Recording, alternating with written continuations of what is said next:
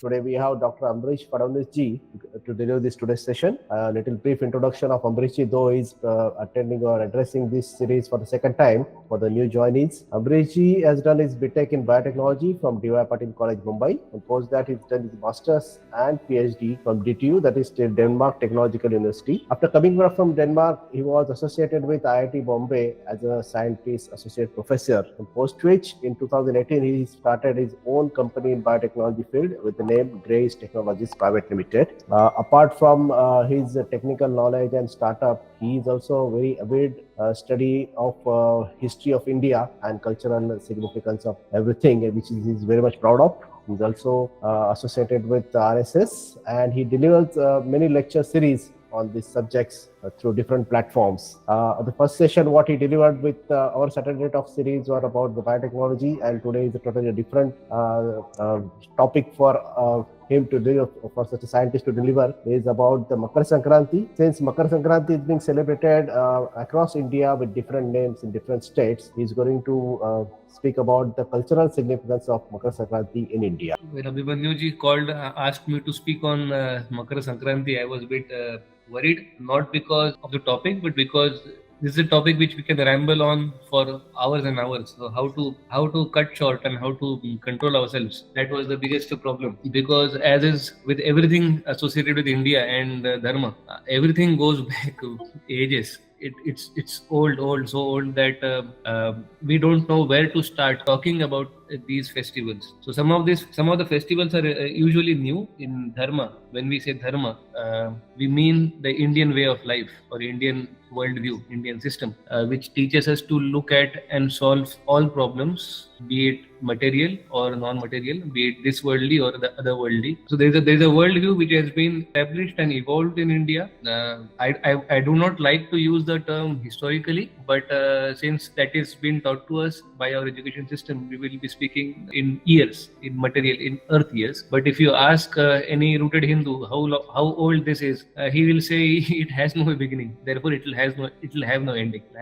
So some of these verses which you see on the screen are Richas from Shruti. Shruti is Vedas. Some are the verses from Puranas, and one is very motivational Subhashit, motivational quote, which we usually refer to in our daily shakas. So whenever we have to have a Subhashit in a daily shaka, this Subhashit is usually making rounds in many of the iterations of daily shaka Subhashit chantings. So the first one is from Atharva Veda. It describes how Surya is. So as you know, this is Sankranti, and the primary deity of this festival is Surya or Hiranyagarbha, also known as Hiranyagarbha, also known in many traditions as Brahmadeva. So Brahmadeva and Surya are synonymous, similar in many traditions in Hindu Dharma. So the one with 7 horses, one who is of golden complexion, who's holding lotuses in both hands, etc., is his description in Atharva Veda. Second one is this one is perhaps the most famous one. This is Gayatri Mantra in its full form. Usually we chant only a truncated version of it while doing Sandhya Vandanam, etc. But while doing pranayama, this is chanted in its complete form. So this is the most popular, let's say, verse or richa associated with Surya. Third one is again from Shruti, but this is from Surya Atharva Shirsha. Again, it's a prayer for to Suryadeva for relieving us from our problems that we are facing. And last one is the Subhashita I spoke about. It describes how impossible the situation of Surya is. His chariot has 1 wheel. The chariot has 7 horses, which are reined in by the reins of 7 snakes. The chariot has to walk on or travel on a path which has no road, which has no support. It has to go in the sky. There is no ground beneath the chariot. And the charioteer of Surya, it's called Aruna, is lame. He has no legs. So in spite of all these limitations, so to speak, Ravi or Surya traverses the entire sky, the entire path on his own daily, without having to give any excuse. So the Bharata Vakya is the last one, that for great people or for people of action, or people who rise to become great. They achieve great things not because of the instruments they have at their disposal, but because of their inner self-belief, if I can translate the word sattva that way. But that's in a quality which makes them special. Their drive, their willpower to do things that enables all the limitations of resources and limitations of instruments, which otherwise we could have given excuses for not doing things. So this is one of the famous subhashits which we chant or cite. I'll be speaking on Makar Sankranti and its cultural significance for my knowledge and my help given to me by Google Baba. So the word Sankramana or Sankranti, what does it mean actually? So Sankranti, Sang means complete, holistic. Kramana or Kramati means to walk, to travel, to cross. So Sankranti means crossing basically, or walking or traveling. So from if we look at the sky from geocentric, we all know Sun is at the center of the solar system and Earth revolves around Sun. From our vantage point, it appears that everything is revolving around us. So we call it a geocentric model in astronomy. So it appears that Surya revolves around Earth, and it passes through a small band in the sky, which is called ecliptic in astronomy. In Sanskrit, we call it Kranti Mandala or Kranti Vrutta. So when we look up upwards, all the planets, most of the stars, etc., fall in that small belt right on the top from India. It appears like a wheel of time rotating around Earth. So that's how Kala Chakra, the concept of Kala Chakra, we have imagined a wheel of time rotating around Earth, which can which helps us locate and place things temporally, not just spatially, temporally as well. So we knew since, I don't know how long, that a circle has 360 degrees. So this wheel of time is rotating around Earth with a static backdrop, like there's a wallpaper. We can imagine a wallpaper of stars, some stars which never move relative to each other, and at the backdrop, at the wallpaper of those stars, the planets and the sun and the moon, etc., appear to move and help us decide the time. So that backdrop, those unchanging backdrop of stars, is called nakshatra. Naksharati sa nakshatra. One which does not move is nakshatra. Nakshatra literally means non-moving. So, and there are 27 of them. In our Puranas, there are 27 wives of moon, and the moon god Soma, he enjoys one wife every day, and it starts again. So this is our way of looking at motion of moon in the sky. So if we divide this Kala Chakra of these 27 nakshatras, we get a small arcs of 13.33 degrees. That is one nakshatra. Similarly, if we divide this particular wheel or the circle in 12 equal parts, arc of 30 degrees. So the arc of that 130 degrees is called one Rashi or one zodiac sign. So Sankramana or Sankranti is when any astronomical object, be it moon, sun, whatever, both Shukra, all the planets, 9 planets that we have, including Rahu and Ketu, which are not planets but which are used in Jyotish for various things, they appear to move from zodiac to zodiac, from nakshatra to nakshatra. So that movement, when that crossing happens from one zodiac to other, that point is, or that day or that time, is called Sankramana. So we know that moon rotates around Earth in 1 month. So moon does a Sankranti every 2.5 days. So basically it changes Rashi every 2.5 days. Sun changes Rashi every month. So every 30 days there is Sankranti of Sun. Jupiter does it every 12 months. Every year one Rashi changes. Saturn, the most famous one, Sade Sati, logo ko pata hota hai, if nothing else. The 3 Sankrantis of Saturn from our birth moon are considered to be inauspicious, or not inauspicious per se, but to be looked out. We have to take care of ourselves during that time. So the Sankranti of Saturn also happens every 2.5 years. So why is only Makar Rashi's, the transit in Makar Rashi, so important, and somehow that has stuck in India? The reason that Sankranti and associated its variants, the basic happens on Sankranti day itself, but in different geographical regions there are different names and different small local traditions, etc. But they have been in practice from Hindus for very long, at least 7,000 years old. I'll be dealing with that in subsequent slides. So a tradition cannot last that long without if it only was a harvest festival, point being, it can't last that long if there is no, or there isn't any deeper religious, cultural or adhyatmic significances for these particular events. So the similarity of, thirdly, across the breadth of India and length of India, even the names change. In essence, what people do is similar. So this continuity in both space and time throughout thousands of years cannot be ensured just because it happens to be a harvest festival of Rabi season. So there has to be something deeper to it than the obvious reason that is harvest festival. So from Chaitanyavada perspective, from Hindu perspective, let's say, there's a connection of Uttarayana with Bhishma Nirvan. I'll be dealing with each of them in subsequent slides. There is a concept of Surya Upasana. So when sun starts moving northwards, it spends more time. It's considered auspicious for conducting many various events of life, marriage, for example.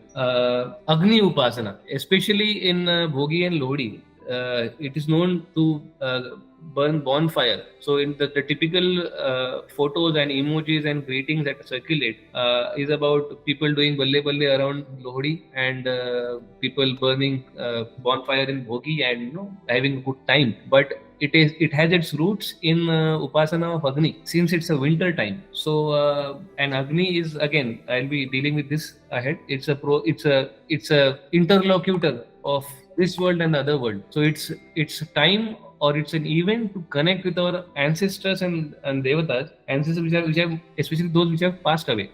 That particular angle is very closely linked with Makar Sankranti and this particular time. So question is, when did we start celebrating Makar Sankranti? And answer is, we don't know. What we can do is some deductions based on the connotations that have been associated with Makar Sankranti. So Uttarayan is the biggest and the most obvious connotation that has been associated. But we know Uttarayan actually starts on 22nd of December. So that's when the northward movement of sun starts. And nowadays Uttarayan no longer falls, or the winter solstice day no longer falls on 15th January. So the Western calendar is fixed, or sidereal calendar is fixed in time. So 22nd December, 21st June, these points never change in Western calendar. However, the Hindu calendar moves with relation to the absoluteness of Western calendar. So there are many dates which used to happen in different season of the year, which have moved on. For example, Krishna Janma. So when we read Harivansha in Mahabharata, the description of Vasudeva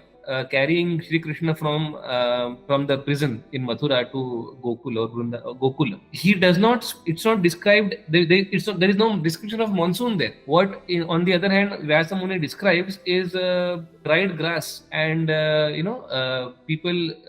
I don't know how it's called in Hindi. Sir, you can help me. The dung cakes. I'm sorry, yeah, the dung cakes, the cow dung cakes, which we in Marathi we call it govri, or in uple in Hindi, gobar ke uple. So the description is there have been all people making the dung cakes and drying it in sun, etc., while Vasudeva is crossing the Yamuna river and going to Gokul. So this description does not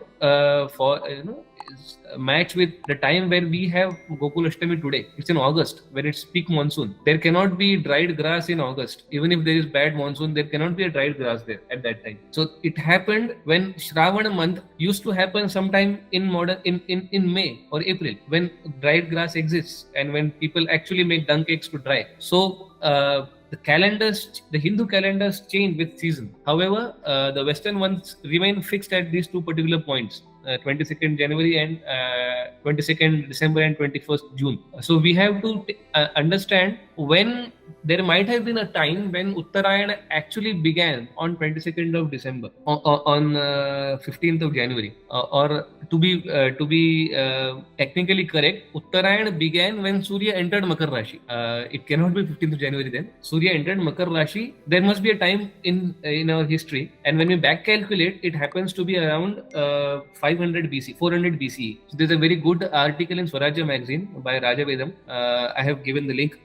People can link it, see it. So at least from the Uttarayan aspect of Makar Sankranti is from 500 BC. So that itself makes it 2,500 years old. That's when Buddha was roaming around in Magad. That's when Bimbisara was conquering Vaishali, and that's old. That's when Panini was writing his Ashtadhyayi, most probably, according to the Western Indological estimates. Indian estimates place him even before.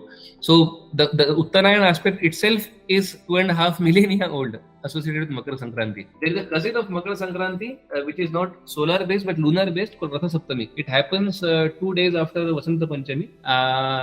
Again, it too has the very meaning of Ratha Saptami is the time when Surya sits or turns his chariot. So it again links to Uttara, onset of Uttarayan. So nowadays it happens sometime 15 to 20 days, 25 days after Makar Sankranti today. It's a lunar date, so it changes with leap years, etc. But uske beech mein iska ye Ratha Saptami aata hai. And what we know for sure is one day after Ratha Saptami is what we today celebrate as Bhishma Ashtami. That is the day when Bhishma let go his body.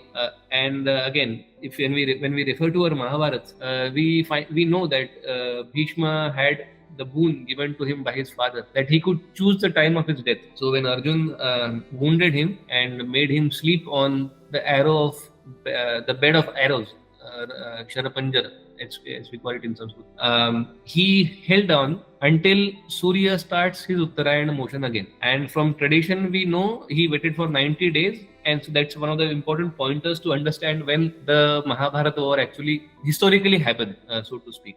We know it from tradition, we know it's Dwapar Yuga, but historically there have been attempts to see if there has been, can we find a date or at least an year in which this particular big war happened, which changed the narrative of India after that particular war. So it's a seminal movement. It's a seminal moment in Indian history, the Mahabharata war. Second aspect is the Agni connection. So again, I got this image from Twitter. This is the description again from Rigveda of how Agni Devata looks. So one who is of four horns, Chatvari Shrunga, Trayo Asya Pada, 3 legs, Dve Shirshe, 2 heads and 7 hands, and one who rides a roaring bull or a ram while doing his job of being the preceptor of Devatas. So the Agni worship connection is also very deeply associated with Lodi and Bhugi.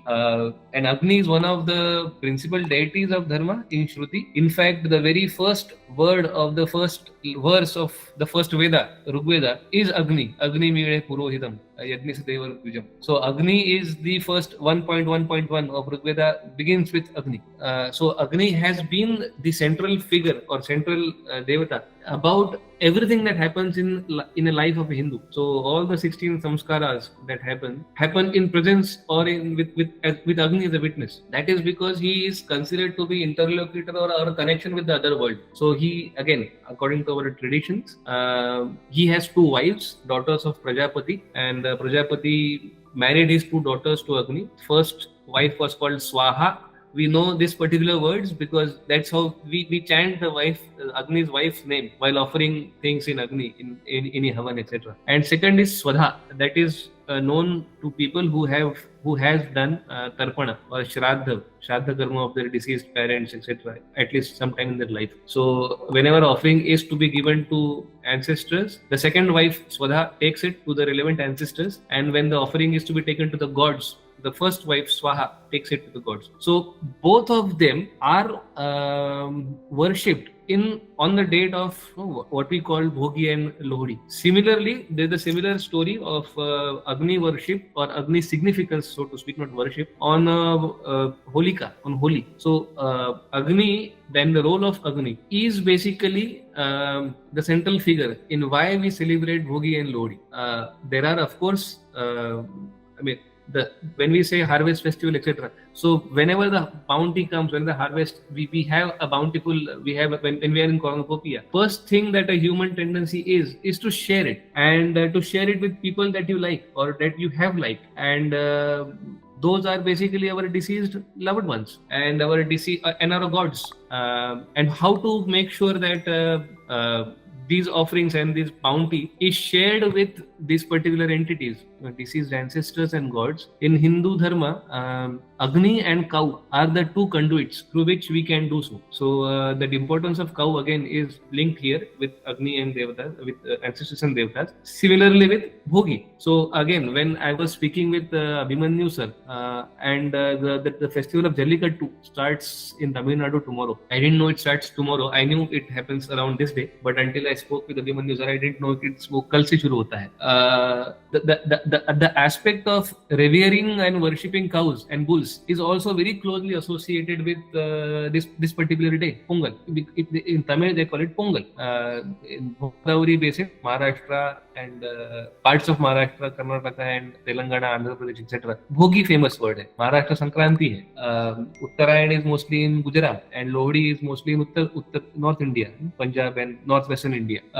In all of them, the centrality of cattle, cow and bulls is also very closely linked with the harvest. It's of course not just because they are the animals of the beasts of burden, they're animals who help and make our life easy in an agrarian society, but the religious significance is cow is the conduit, just like Agni, for giving the harvests to and the bounties for sharing them with our deceased ancestors. So Pitru Puja, Pitru the Tarpana, etc., are done both using with the help of Agni and cow. And lastly, it's winter time. So Agni is the nourisher of life. Because of Agni, because of invention of fire, humans, the separation of humans from the fellow apes began or accelerated because the ability of humans to cook food and get better nutrients out of it, while in spite of having the worst intestinal tracts among all species.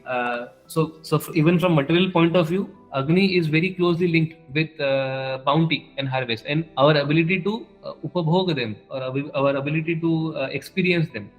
Without Agni, we can't even upabhog the bounty that we have. So that makes the Agni even more important. Similarly, using this particular connections and with the fact that we know that dates change in Hindu calendar but they remain unchanged in Gregorian or Western calendar, there must be some time when there was summer in December, or there was a Chaitra Mahina or Chaitra or Vaishak months, which today happen on April, May.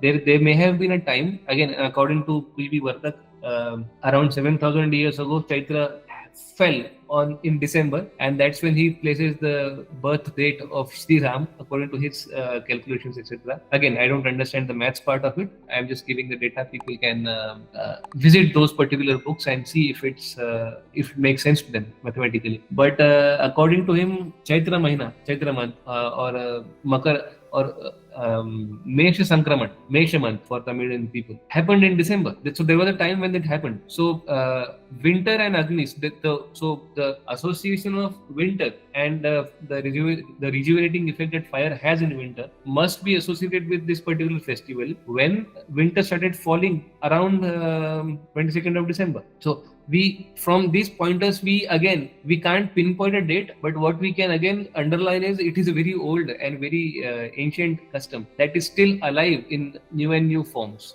which we have, and that's the beauty of our way of life, Sanatan. One which has been stretched till today, unbroken, is Sanatan. So third I found is some excavation papers from Rakhigadi inscriptions, Rakhigadi excavations, and they found sisem, til.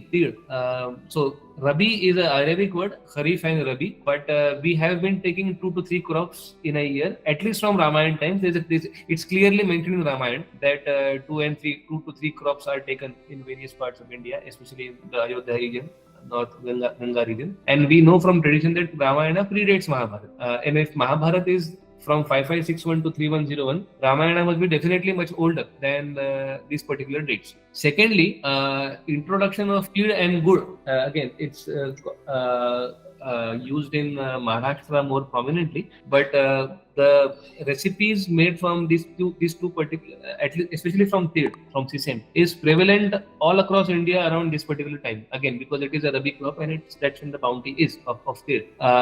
And jaggery or sugarcane. Jaggery is made from sugarcane. In Hindi or in Marathi we call it Gada Phangam. So since I work with the sugarcane industry, bioethanol, I know from November to March the crushing season starts of sugarcane. sugarcane is called Ikshu in Sanskrit, and Sri Rama's ancestor called Ikshwaku is credited to start the cultivation of sugarcane in India. So hence the word. I mean, the lineage of Sri Rama is called Ikshwaku, which literally translates as sugarcane planter, so to speak. So association of sesame and jaggery and their cultivation in India is a third pointer towards ancientness of this particular festival. We know from Rakhi inscriptions that at least until 3K BCE, आज से 5000 साल पहले तक पहले से तक नहीं से sesame was cultivated in India. So they have found sesame seeds in the fossils. So we know for sure कि sesame है वहाँ पे. तो sesame था. So at least from 3000 BCE, and sesame is a rabi crop, at least from 3000 BCE, which again corroborates to Bhishma's and that particular date of Bhishma Nirvan. At least from 3000 BCE, Sankranti is being celebrated using sesame and jaggery. So again, it makes the association with till itself makes which underlines the point again. It's a very old religious festival, and we have to understand and keep in mind these particular connotations while we celebrate it in our usual way. So there are, as it happens with everything in India, there are legends associated. Bhishma Nirvan, again, I have spoken about this. Some traditions hold that Shri Krishna lifted Govardhan Parvat or Govardhan mountain on his little finger on this particular day.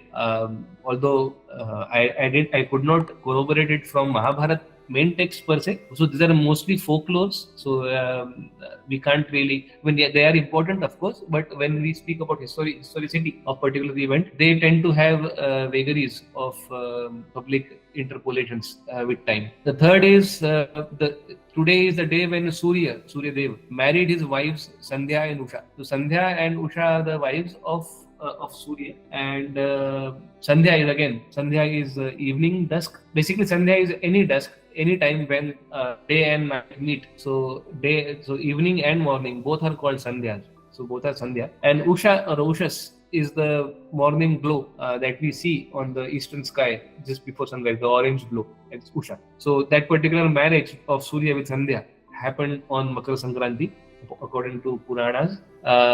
We know the story of Ganga Avatarana. Ganga was earlier flowing in Swargaloka, but there was a king called Sagara, again from the Ikshwaku lineage, who had 60,000 sons and who insulted a particular rishi, and he cursed them, and they all died. They all were burnt instantaneously, and the mountains of their ashes were laying there for generations. So to liberate those dead ancestors, the various kings of Ikshwaku dynasty strived to bring Ganga from Swargaloka to Bhuloka, and after 3 or 4 generations of effort, it was Bhagiratha who succeeded in bringing the Ganga down. But again, after Bhagirath, his son or grandson Janhu, which is maybe a cognate with Janhu, hence the word Janvi of Ganga. He gave direction to Ganga, and both the son and father ensured that Ganga passes through those ash mountains. And when the Ganga passed and submerged those ash mountains into her flow, that's when the ancestors of Bhagirath achieved Sadgati, good gati. Hence, again, Ganga is called Patitodharini or Mokshadaini, etc., etc. So that particular moksha or a patitodharana of Sagara's 60,000 sons by Ganga is said to have happened on this particular day. Again, it underlines the association of this particular day with ancestors and paying our homage to our past ancestors. The fourth legend that I found was again of Harihara Ayyappa, is of Sabrimala, and it's a story of Parshurama and how Parshurama asked, or with help of Parshurama, the Sabrimala temple was consecrated, and when the Vigraha of Sabrimala emerged or was established in the temple that we visit nowadays and worship. So even that particular consecration is said to have happened on the day of Makar Sankranti. So from these particular examples, and there are many more, I have just cut short just to take the prominent ones which are popularly known across India. There are various local traditions which are equally important to all the people of various parts of India, as important as Bhishma Nirvana or Govardhan lifting. which impart even higher significance of higher religious significance to this particular effort. And lastly, this is my last slide. Battle of Panipat happened today. So on 14th of January 1761, this photo is of Sadashiv Rao Bhau. He was brother of Nana Sahib Peshwa, and when Hindus had reconquered India from Muslims after 700 years of strife and struggle, we had reclaimed or reconquered and liberated India from Cuttack and Attock and Peshawar to Tanjore in south, from Gujarat and to Bengal, and the raids of tribals from northwestern part of India or people from northwest outside India has been India's bane ever since horses were weaponized, so to speak. So the horse archers from Shakas and Kushans and Huns and Scythians, etc., they have been periodically moving into India. Until Muslims, those invasions were not religious in nature. But after the Muslims, when Ghori and Ghaznavi, they were Turks. So when they started invading India, alongside the reason of conquest and material plundering, etc., the religious conversion angle happened. For 700 years, this particular history is very well known. For 700 years, India was colonized and oppressed and looted by various dynasties, mostly from Central Asian origin, professing Islam as a religion, and in the name of Islam. After Shivaji Maharaj, and there were many people who were trying to fight back: Rajputs, Ahoms, Vijayanagar, and Jats, various other people. Shivaji Maharaj started his struggle to liberate India, and that is one of the most successful movements of Hindus to reclaim India. So that movement continued until 1818. But this particular battle, which is the seminal moment in Hindu history, in my opinion, that liberating streak of Hindus stopped after this particular defeat. So almost an entire generation of Peshwa and Sindhia, the Sindhi family of Gwalior leadership, was killed on this particular day, only to save India, or only to save their particular, the word they have used is, with Bhau has used in his various letters, is from now on no foreigner should be able to lay his or find his roots in India. So the people who say the notion of India was not prevalent before Britishers gave it or British inherited, they have to, we have been calling India as one nation from as olden times as Rigveda itself. We say it daily after Arati, Prithivve Samudra Paryantayam Ekarariti. This land from oceans to Himalaya is one nation, Ekarariti. But as recently as Sadashiv Rao Bhau is identifying India as one nation, identifying Abdali as a foreigner, and clearly stating that we will not allow a foreigner to conquer India again. And so that's why people from Andhra Pradesh, from Maharashtra, from MP, from Gujarat, from all over India, from UP, from Punjab, they gathered under the leadership of Bhau and under the flag of Bhagwa Dwaj to stop the invasions happening from northwest once and for all. So while they were defeated, while entire at least 100,000 people were killed on this particular day, entire Shinde family was killed. Mahadaji Shinde barely escaped, along with Nana Phadnavis. Again, I have this connection here. These two particular figures barely escaped this ordeal, and they kept India safe. They kept India safe from. So the significance is, while we lost this particular battle, since 1761, there has not been a single successful invasion from northwest on India ever. Maybe Taliban now are gathering steam, and maybe they are taking care of Pakistan for us. But so from 1761 to let's say 2023, the entire fighting strength of northwestern India, or regions to the northwest of India, Afghanistan and Turkmenistan, etc., was sapped due to this one particular battle which happened on this particular day. So in Maharashtra especially, Sankranta Kosalli. Sankranta is not very auspicious phrase to speak. So while this is a very auspicious occasion for revering our ancestors and our gods, in Maharashtra at least, Sankranti has one very painful memory, because there has not been a single household, at least in northern Karnataka, Maharashtra, Telangana and MP, from which home at least one person did not die on Panipat to save India and Hindu Dharma from Abdali. This one last slide that I have, and may this sacrifice and this particular associations with religion ensure that our Dharma and our country remain Vardishnu all the time in the foreseeable future. one more this thing, Phadnavis, you were talking about that sesame, right? Till. Yes, sir. Till, was it such an ancient crop before paddy and wheat were invented? Yes. When we have found sesame seeds in Rakhigadi excavations. हाँ, तो वो at least 3000 BC में तो हुआ है वो 2200 to 2500 BC में तो we have found till buried with that particular fossil that we found. No, it is somebody important must have Please read about Rakhigadi. We found some sarcophages. So basically, we found a chariot and some bones, etc. With some associated paraphernalia, which means somebody important was there who was buried. Okay. And with that body, the tills and other grains, etc., were given. So we know for sure that agriculture was happening in India at least then. So it must have happened even before that. It was part of the rituals by then. Thank you.